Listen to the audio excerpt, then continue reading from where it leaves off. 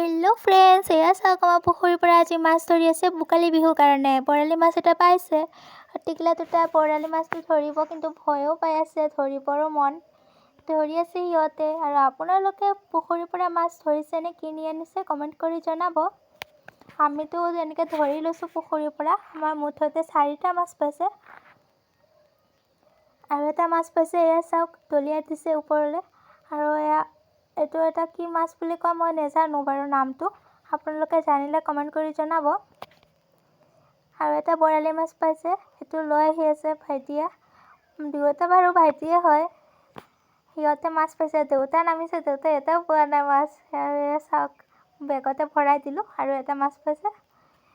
তো আজি আমি বিহুৰ কাৰণে মাছ যথেষ্ট ধৰিলোঁ আৰু নধৰোঁ। সেয়া বৰমাহঁতেও মাছ ধৰিছে, সিহঁতেও পাইছে। সৰু মাছো ধৰিছে সিহঁতে, আৰু কেকেৰা এটা পাইছে। সিহঁতৰ পুখুৰীত আমাৰ পেহাই মাছ ধৰি আছে।